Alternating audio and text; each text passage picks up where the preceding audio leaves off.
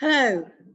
As part of an author case study, I'm featuring a spotlight on Beverley Naidoo.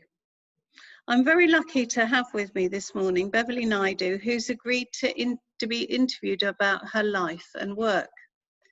As I'm sure many of you already know, Beverley has written 6 children's novels to date, plus 9 picture books, collections of short stories and adult non-fiction, and she often chooses controversial issues to focus on. Her first 4 works were set in South Africa, where she grew up, but with Journey to Joburg, 1985, being banned there until 1991.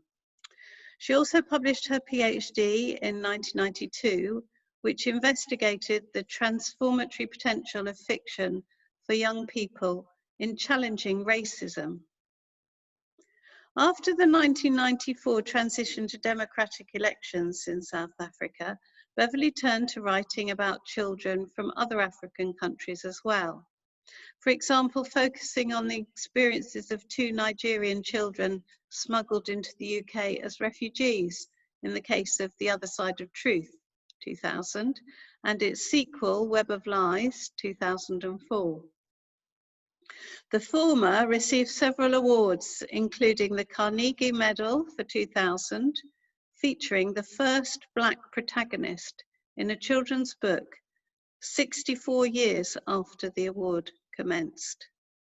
The Nestle Smarties Book Prize Silver Medal in 2000, the Jane Addams Children's Book Award in 2002, and it was named an International Board on Books for the Young, IBI, on a book in 2002.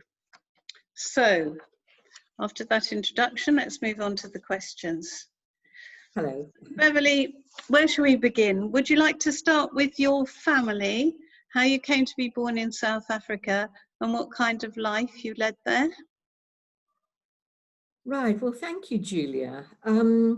So yes, my background is a very colonial background because I was born 6,000 miles away from Europe, but growing up very much, in a sense, what I call kind of like a European bubble. And so my parents are both born in South Africa, but it was their parents who were migrants, colonial migrants making the move. And if I start with my dad, so my dad his father came from Cornwall. His father was a carpenter who worked in the mines. And so we're talking about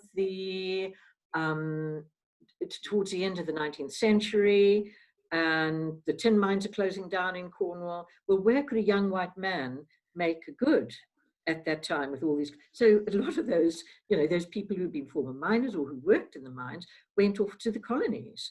And I think my granddad also had a kind of a health problem, asthma. So, where better to go than to go to South Africa?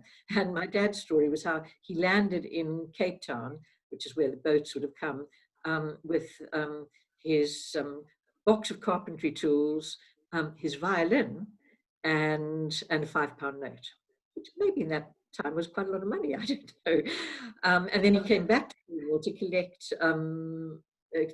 collect Ellen Penhaligon, who became his wife. His name was Truwila, William Henry Truwila, and he brought her back. And the story is that they travelled on the first railway line just after it had been established between Cape Town and Johannesburg, because of course Joburg was the place, the growing city, built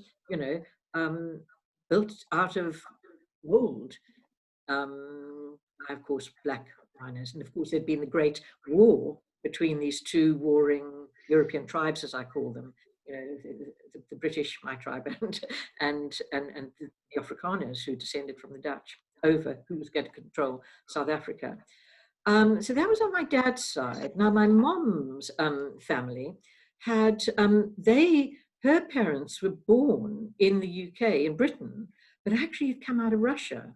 They were Jewish and who'd been fleeing, presumably, the pogroms in Russia and Eastern Europe at that time, and came to London. And I think I don't know enough. My mom was at Manchester or Birmingham. I've tried one time to try to find out, but didn't, kind of met a dead end, I'm afraid. In fact, wrote a story, Granny Was a Gambler, where I kind of talk a little bit more about that. So, but our reference points were Europe, really. Not entirely, because my parents were very proud of having been born in South Africa, but they were English-speaking South Africans, and there was this kind of tension that you know how children are so aware of tensions without understanding where they're coming from, but they're kind of aware of, you know, the different languages. There were two major languages. You know, forget about all the African languages that we were not being given access to, but, you know, it was seen as English and Afrikaans. And my parents were in the arts, and and they never wanted to earn huge amounts of money. So that made them a little bit unusual, I suppose, in that white Joburg community, but it was okay in the arts. You know, you could be poor, but you as long as you had enough to live on. So they rented accommodation. So, it was rent control in those days. So they rented a flat, which they'd lived in since they were married, and I grew up in. And so, in fact, you know, I didn't grow up in the great big pink house that you see in Journey to Joburg, where Ma works there, but in really quite a small flat. But nevertheless, but that did give me up, because my parents being in the arts and doing well in the arts, you know, people wanted to know them. And so, you know, we went into some of these very big houses. So I was kind of aware of how big the houses could be, and people who had swimming pools and all that kind of thing, you know, in their backyard. And I think it created a fracture, which I always think is a great thing. I think fractures are where we get our learning, where we begin, something doesn't quite fit. You mightn't understand it, but actually it's very useful, because you think, I knew I wasn't quite one of them. And in fact, my parents were left, my mother was left money to send my brother to one of the top public schools. They could never have afforded it. So he kind of went off there, you know, and was sent off as a boarder. And that again brought them into sort of friendships there, introducing them to a whole range of people, perhaps that they wouldn't necessarily have met otherwise. I mean, that English class structure was very much in South Africa. But they didn't have much money to send me to that kind of school. So I was sent to the convent around the corner. But it was so taken out of my little state primary school and put into the convent. So that, again, I think that was really useful, because, you know, I was a non-Catholic. So there were Catholics and non-Catholics. And as a non-Catholic, I was included in all the daily catechism lessons. But I remember a very early experience of a nun, and again there was the boarding section and the day school section, and a nun from the boarding section coming out when I was very, very young there, coming out and putting her arms around me and folding me, these great wings, and saying, "My child, I believe your mother is a Jew. Don't worry, my child. I'm sure God will find a way." And, you know, I was so, how do you go and tell your mother? You know, she's damned. Find a way of getting her to heaven. Yes. But anyway, it was one of those fractures, but it was very, very enclosed, really. But when I look back, I think, well, actually, some of those fractures were really useful to me at the point at which I began to kind of reflect and think, well, really, what is going on here?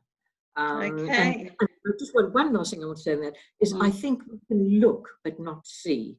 And I would say that as a child, I did a lot of looking, but not really seeing. Okay, interesting. Thank you. So my next question is, let's move on now to how and why you came to England. Would you like to explain the story behind that? Okay, well, it was the year I turned 18. And indeed, on my website, you can actually listen to me talking about that, the year I turned 18, and I think the FAQs there. So while I was in school, we didn't even have a library that was open to us in school. And when I'd gone to the vice principal to ask her to sign my as an application to the Johannesburg City Library, not aware that that was open anyway for me because of this kind of skin. She said, "And what would you be wanting to read more books for, Beverley? Have you not got enough with your textbooks already?" And so that was that, you see. But so maybe something was going to me, well, hold on. Okay, so what is this thing going on about books? it was a heck of a leap going into university for me. After a really spoon-fed, don't call it education, let's call it schooling, where, I was very diligent and wrote down everything I was told. Now I get in, and actually in my last year in school, the Sharpeville massacre happened. Now, Sharpeville is not that far away from Joburg. But my experience, if you read my story, One Day, Lily, One Day, in Out of Bounds, and I'm not Lily, because her family was a very radical family, so it's not my family, but that's my school. And I do remember seeing, for the first time, I seen the nuns running, and they were running to shut the gates, because they were saying that black people were coming to Joburg to attack us. Now, that's what they believed too. And the kind of this fake news is not new. I grew up with it all. Yes. And it was only the next year, and I got there, and the government, the apartheid government, had passed a law called the Extension of Universities Act that did the very opposite. It actually closed universities that had previously, okay, they were still predominantly white students, but they had black students there. And by law now, those universities, so Cape Town and Witwatersrand, that's my university, was no longer legally allowed to take black students unless they'd applied for special permission. I don't know, someone or other had to give them that special permission. And so there were still a few black students there. And I have to thank my mom that she didn't give me enough pocket money. She believed in that, what's wrong with taking sandwiches? So I took sandwiches. Thank you, Mom. Absolutely. Because I looked for the other students taking sandwiches. And I found this little group of students outside the library, on the lawn outside the library, who were eating their sandwiches and having conversations they were discussing. And so for the first time, I was now really hearing things. And, and people... And which university was this, Beverley? It's the University of Witwatersrand, right, in Joburg. So I was at home, but having my sandwiches. And I should have said, of course, at home who was making those sandwiches, because I was the typical white child brought up with two mothers, my white biological mom, my mom who'd been classified white, and then a black mom.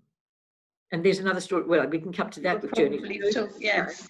But so those sandwiches were surely made, by Masabati, who was making, and I was carrying them. But those conversations suddenly, now my brother had actually been trying to, my brother, he'd already kind of woken up to all this going on, but I'd still been Miss Goody Two-Shoes when he'd come home from his university and telling me, saying, don't you know what's going on? And I'm sure I must have said, oh, I think that must be what the commies say, because that was the typical thing. Oh, that's the commies are saying that.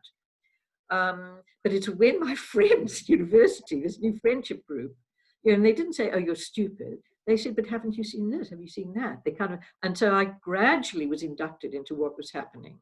And I realized then there was no sitting on the fence.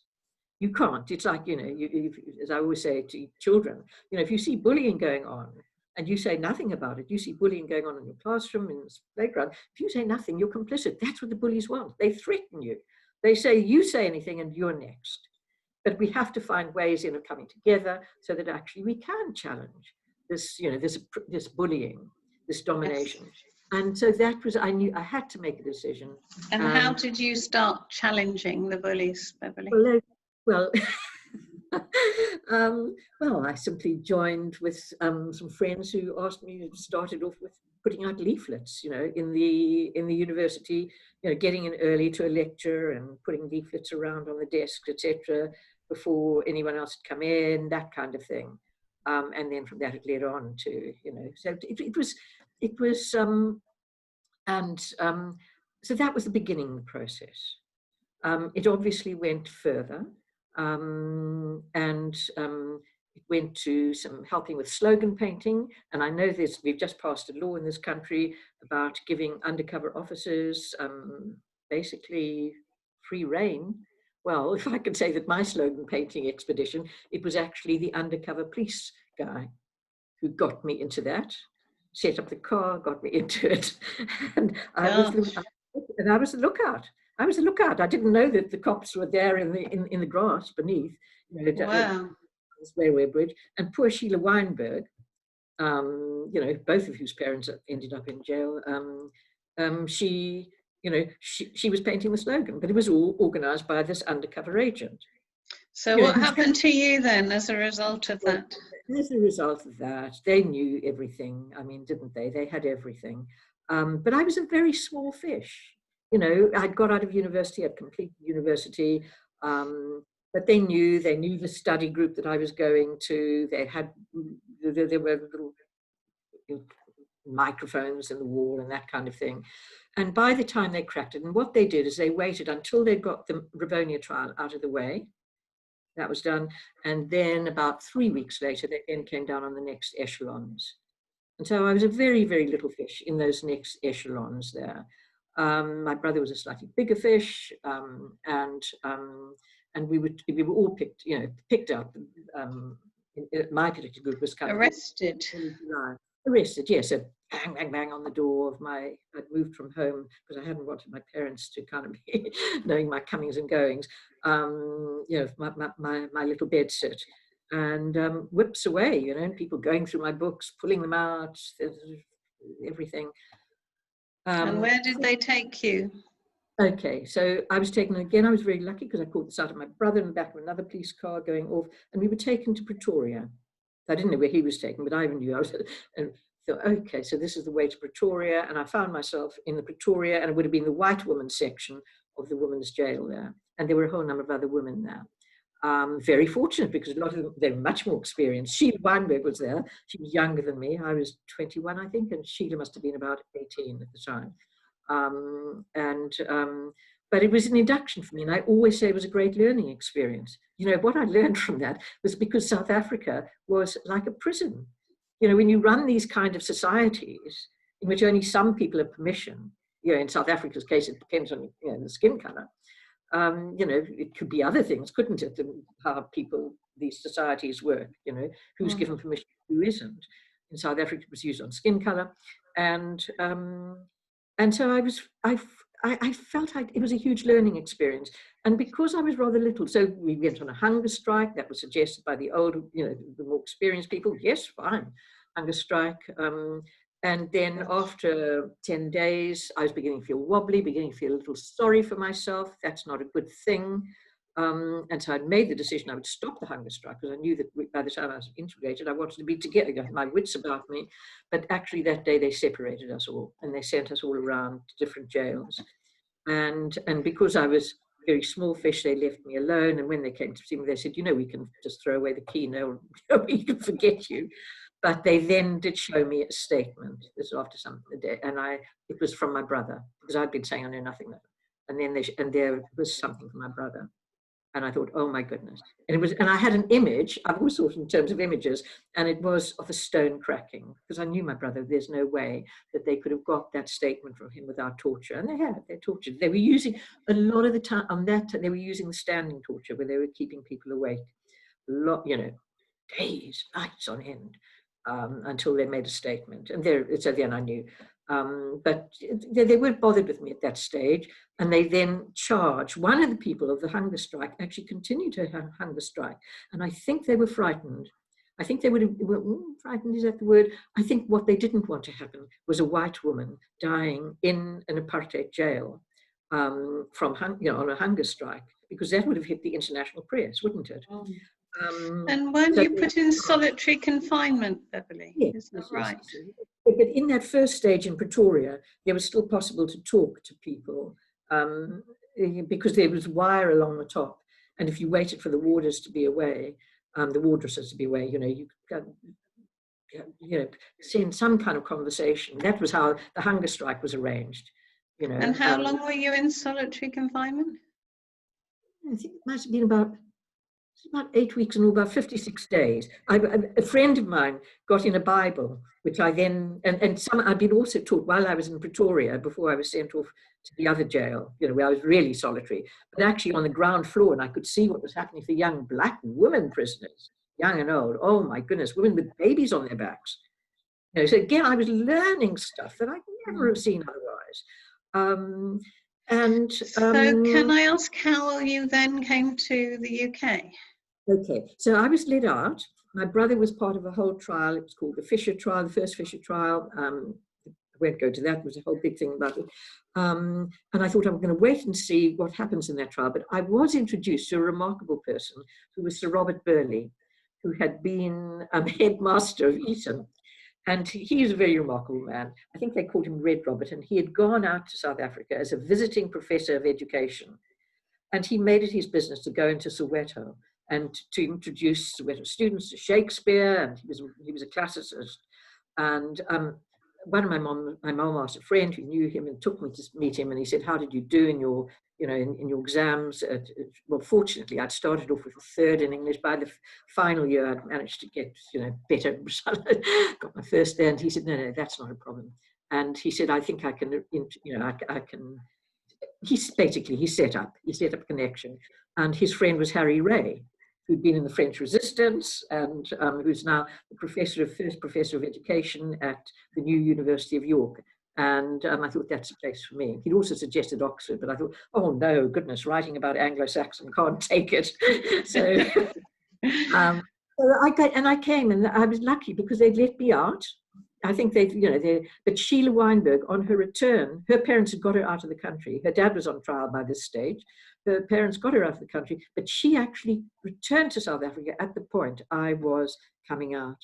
And the first letter I got when I arrived here in the UK was a note, was my brother telling me that she'd been arrested. So when you arrived, you went to York University. Yeah. Did you finish your studies, or was this a I did. And Harry Ray, I have to say, turned me on to education. He'd said, "Do you want to study education as well as your English?" And I said, "Oh, I thought it was like my schooling in school." And he said, but he did it in a letter he wrote me, he said, "Have you read Roaring Boys by Edward Blisham?" And Edward Blisham, very middle-class young Englishman going to teach in the East End, and begins with a sea of desks roaring and coming towards him. I thought, wow, can education be about this? Class. And then he said, "And have you read Kamara Lies, L'Enfant Noir, the Black Child?"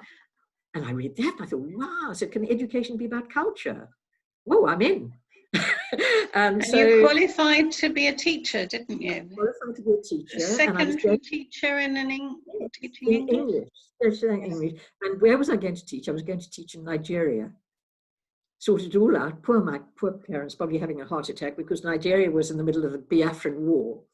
But there were reasons why.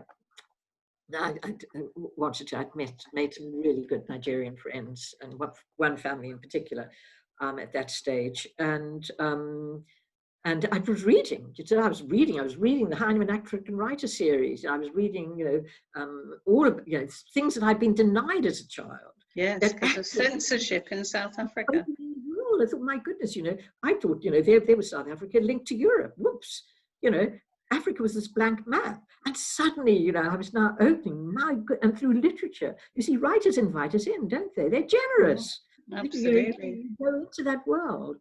And that was part of my education. But you didn't go and teach in Nigeria, did you? Nigeria, no, because I didn't have the money to get there. I got the job. A wonderful man called Tai Sholorin, who was an educator, but also he was writing articles that got him periodically locked up. Very satirical guy, get himself locked up in jail. But I'd written to him saying, "Would you give me a job in your school, Mayflower?" And he'd written back, "Yes." He said, "You can come and teach French." And I thought, oh, I'll have to brush up my French, and I needed to get the money to get there. I'd had a UN bursary which had paid my way, thank goodness, when I was here, because otherwise I don't know. I don't know that anyway. So I was very fortunate to have that bursary, and then I'd come down to London. I came down to Abbey Life to work. I used to call it Abbey Death, jokingly. It was in very near St. Paul's Cathedral, and I did a little job where I was putting little numbers in little boxes. It was the beginning of computing, and I went down to the basement, and there were a lot of exiled South Africans there, because Joel Joffe, who later became, who was one of the defenders of lawyers defending Mandela, and then who came to this country and into exile, and became Lord Joffrey here. He was one of the founders, and they gave home to loads of South African exiles there. And down in the basement there, I met a very interesting man who said, who turned out to be my husband. It's the way of the world, isn't it? Yes. Yes. Okay, let's move on to some of your books now, shall we? So can you tell us about your first children's book, Journey to Joburg? What's it about and what happened to it? Right, okay. So Journey to Joburg was me imagining what would it have been like to have been the children who'd had their mother deprived, who were deprived of their mother. I'd been the child with two mothers. So what would it have been? And when I'd been about 11 years old, there'd been a knock at the door, a man with a telegram. In those days, the language had been boy, come on. That was a language passed down to these colonial children, white colonial children. And the telegram was for my second mom. And she just collapsed next to me. She was a large woman, collapsed sobbing. And it told her that two of her three daughters had died. Her eldest daughter was my age, the two younger ones were 5 and 3, and she learned by telegram they'd died. And of course I was sad. That it was diphtheria. What I didn't really understand at the time, or see at the time, I would say, is that actually I was a child who'd had the inoculations. Her children had the anti-diphtheria inoculations. And so in a way, that I don't know how I'd understood it at the time, except that I was very sad that these children had died, but didn't understand that I was part of a crime. Taking, because that is, apartheid, and where you separate this, where you separate deliberately, your laws deliberately separate family. Surely that's criminal. We do it here. We're getting around to doing it. Yeah. And let me not go on to that. But actually, this is surely it is a human crime to separate children from their families. And so I wanted to imagine what would happen if I wanted to reimagine that story. And so I put it in a slightly different time. I was writing this book at the beginning of the 80s. I knew that the books then, all the non-fiction books on South Africa, that's why I'd written this, Censoring Reality, I knew that these, the non-fiction books weren't telling children what was really happening in South Africa. They're focusing just on the wonderful mines and the flora and fauna and that sort of thing. So I had wanted to kind of reimagine that story. And how I did it, I'd gone to join the education group of the British Defence and Aid Fund. Now, this isn't military defence, this was defence of political prisoners, and sending money to their families so that those families could, stay alive in some way, and the children could go to school. And there was a vast network of people around Britain who were secretly sending this money, organised, I have to say, by Canon John Collins of St. Paul's Cathedral. And so I joined this education group in 1981, and telling them about the work we'd done in our anti-apartheid group in Southwest Hearts, where we'd found all these terrible books, which were still just not giving children access to what was really happening. And I'd gone and at the time, there were no books written about Black South African children, were there, from their point of view? No.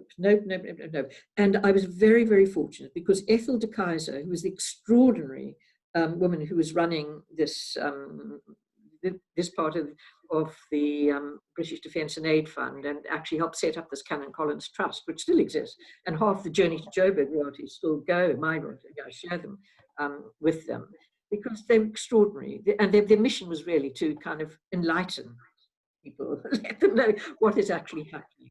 And so I told them about this, and there was a little meeting, and Ethel would always say, what's to be done?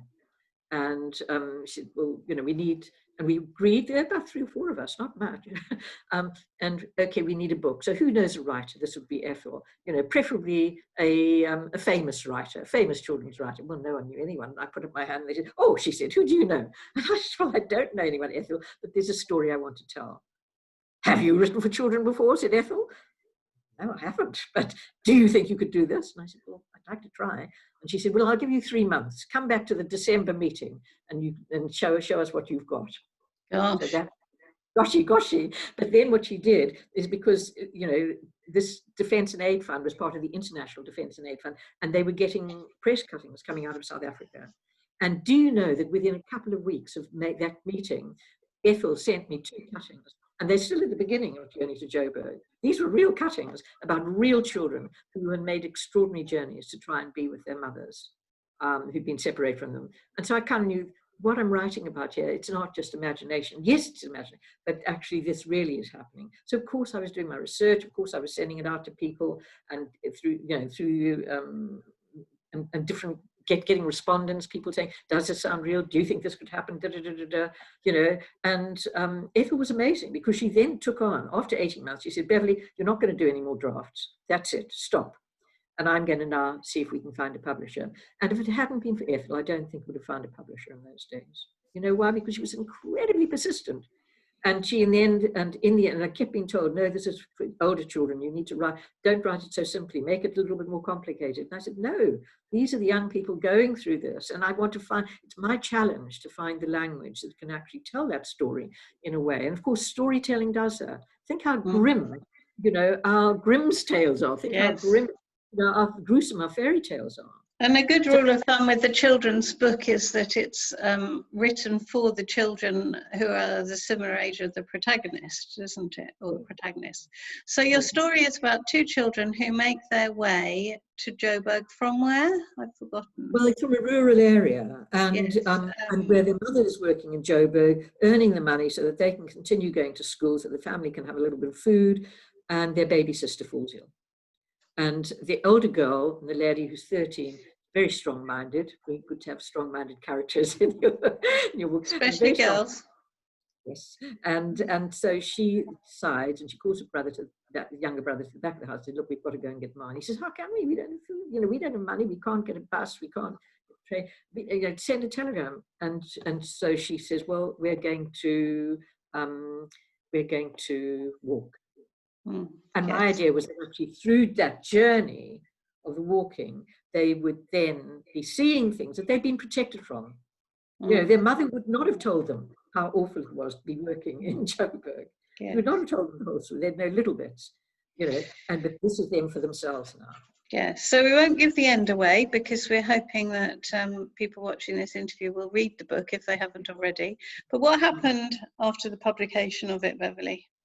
Well, actually, you see, so it got first of all published. It got published in an edition with photographs at the back.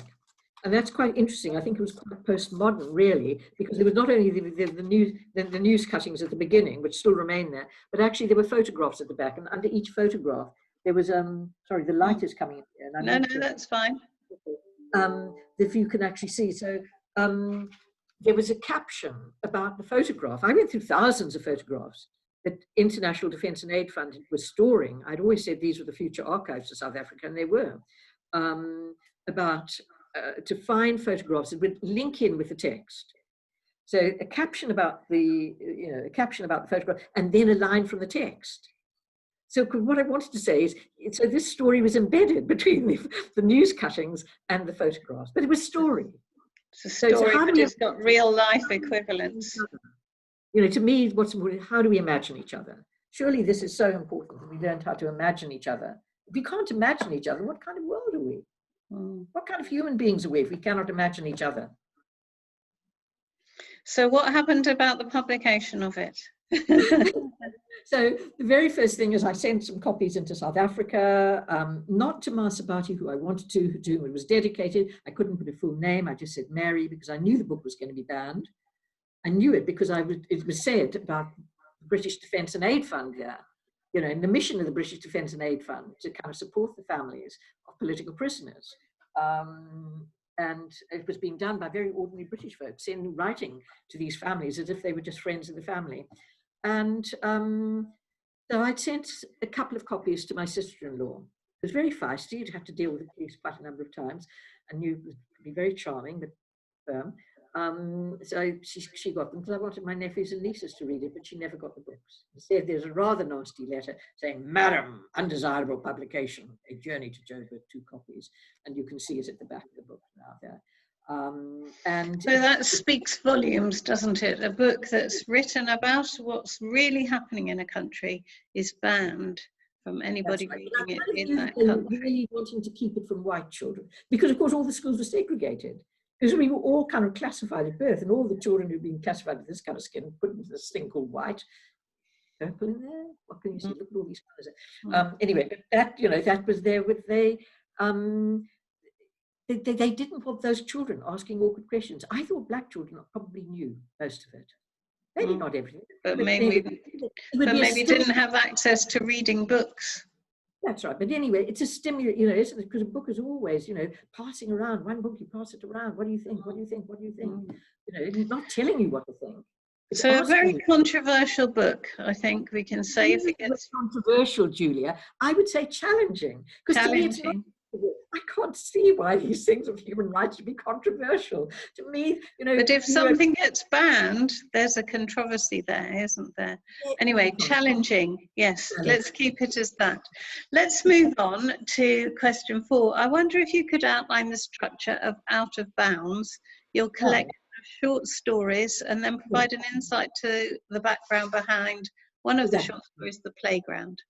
Okay, sure. So at the back, so this book, it was written out of, I'd written a number of short stories, which I then, you know, after 1994 and the new government comes into power, new government under Mandela comes into power, there was a lot of reflection. And I was actually still writing No Turning Back. Well, I wrote that specifically about the street child, because I wanted to think, you know, a society doesn't just change from one thing to another thing immediately like that. You can change the laws, but how do you change people's minds? How do you, and how do you change the facts on the ground?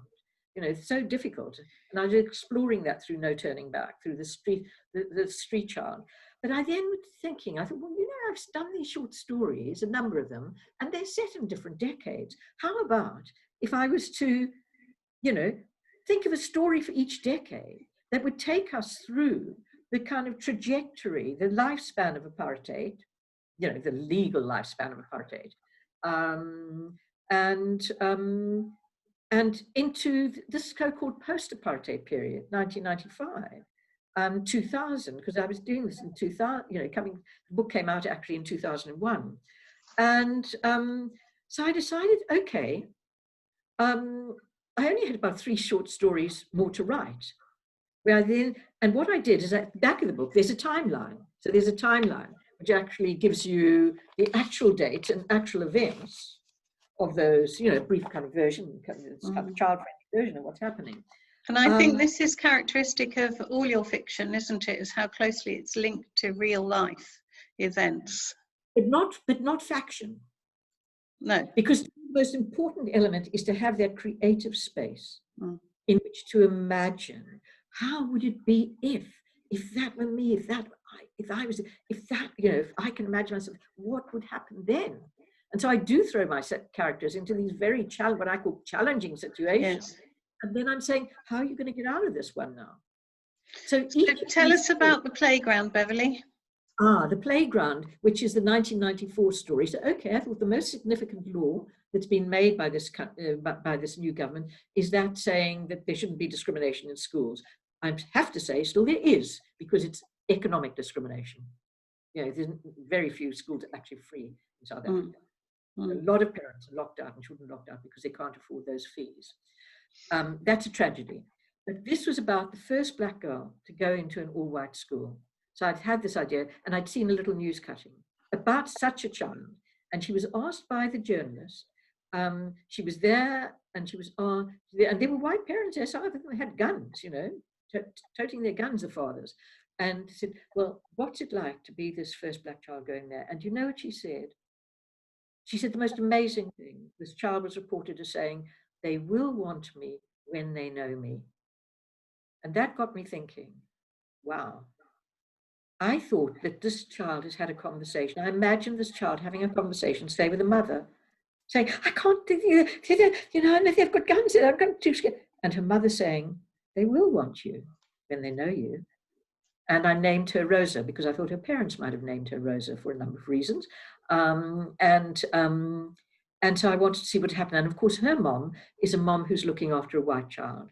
And because it's a rural area, she's actually had time to play. She was, when they were very little, these two children were playing together. Henny and Rosa played together until the day the dad comes home in a bad mood.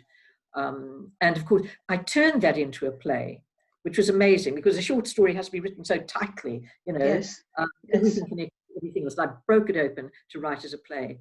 And I decided that the day that Dad had come back in a bad mood was the day the news was out that Nelson Mandela was going to be released from jail, you know, and he was in a really bad mood. So, but that boy is inside that school and Rosa's got to go in it. And I knew that he would then have a choice.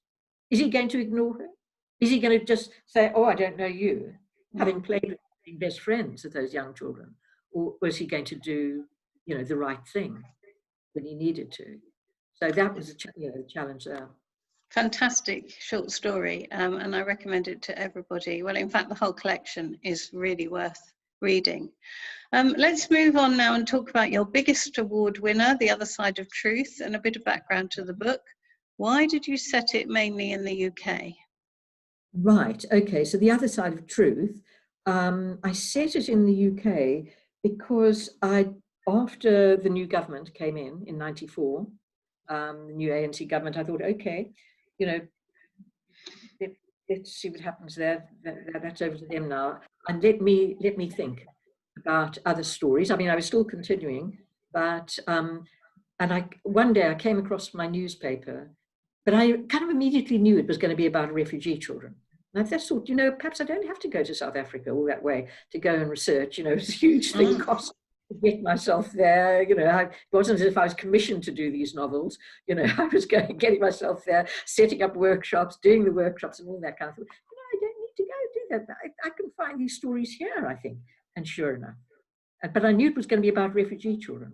I knew that's because the refugee child is going to carry in their head, they're going to be carrying the stories of where they're coming from, where they've been, that story, and then having to negotiate the life now. So I just knew there's a huge story, you know, it's a huge story in that. You're having to negotiate, you know, and there are fractures between this life in your head and the life that you're actually having to deal with here and now.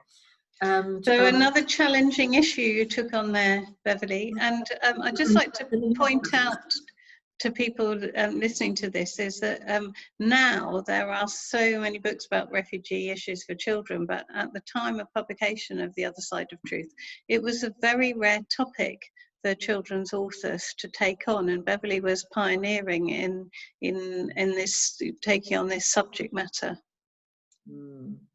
So, and then I had to link it to Nigeria. I did, you know, once a child, and Nigeria, because I was going back into my friendship. And I had this friendship that was still a long family friendship, ongoing friendship, and someone who has the same this kind of huge ethics that Papa has in the novel. Wasn't a writer but an academic, and who believed that actually, you know, that it was possible to, you know, to do the right, and who was horrified at, you know, under the military dictatorship, because I've set it at the time of Sani Abacha, the military dictatorship, so it was, but then I thought, let me see that through the eyes of children. What's it like? You know, because the father, he's chosen, Papa has chosen to write these articles that he knows are going to go and get up the nose of the military, whom he calls the brass buttons. But what about his children? They inherit that. And I was then thinking, and again, I'd done a little bit of that in my story, One Day, Lily, One Day, and Out of Bounds. What's it like for the child who inherits these kind of radical parents? So what's it like for the child who inherits the outspoken journalist father? And of course, you know, no secret that the opening scene is a very dramatic scene with an attack on the family, and which mother's killed. And but okay, the children are immediately smuggled out of the country. Children have been brought up to tell the truth. That's why their father's in trouble, because he's been determined that it's important to tell the truth. We need truth tellers. And so I thought, it's one of the most dramatic openings in a novel that I've ever read, definitely. And there's a bit more historical context, isn't there, about Ken Saro-Wiwa? Of course, because then Ken Saro-Wiwa had been, and in fact I set it, don't I? I mean, this is the Puffin edition, which I love this edition, because at the back, you know, apart from the, you know, the kind of stuff they put at the back of these Puffin editions, so, you know, it's almost made it more accessible for younger children. I mean, it's still being read in, you know, young teens. But year 5s, year 6s meeting it. But there's the UN Convention on the Rights of the Child. And I just thought, how many children know that there's this convention? Of course, our government doesn't keep. How many governments are actually adhering to this? They've signed it. We've signed it. What, why is it so difficult?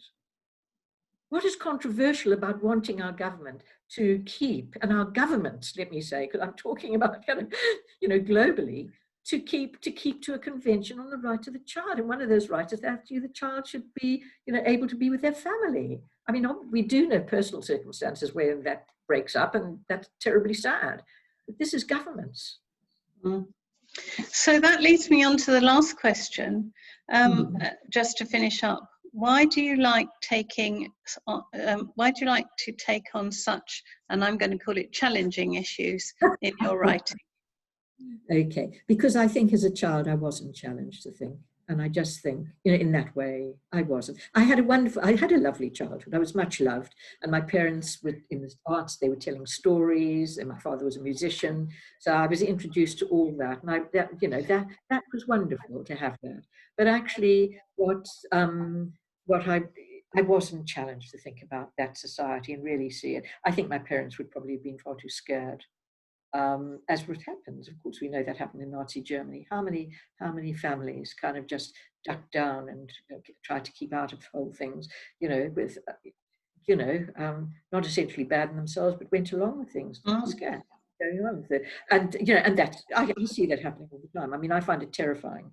And I just think that actually young people, and I think they have the right to have the access to know this, not in a harsh way, not, I think what I'm doing is how can I tell that story? If we can live with fairy tales, in which we've got people who do monstrous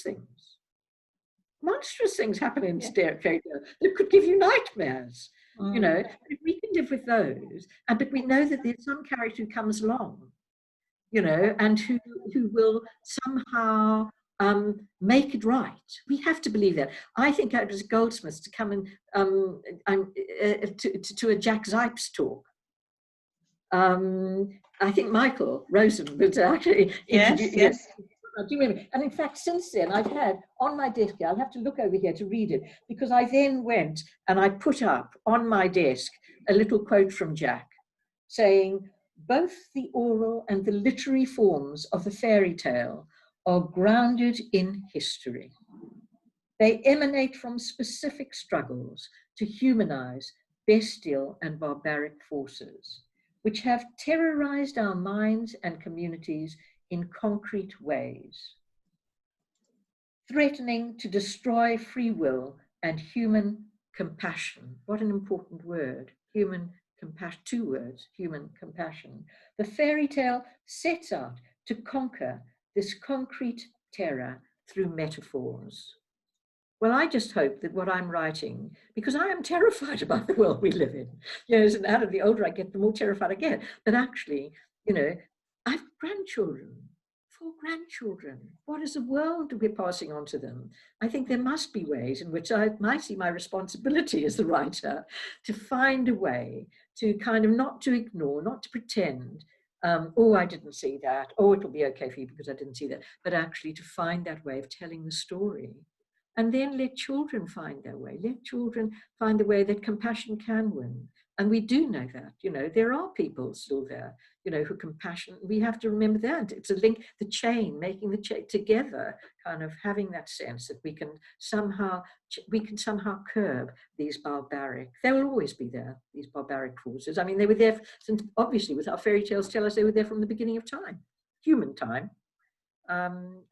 It's up to us to find that better nature of human beings, to curb that, and to give our children hope that it's possible, so that they can continue to enjoy all the wonderful things that, the earth offers us. Beverley Naidoo, that's been a fantastic interview. Thank you so much. You take your responsibility as a writer so seriously, and you're an inspiration to us all. So thank you very much for giving your time to this. You're welcome. Bye-bye. Bye, go well.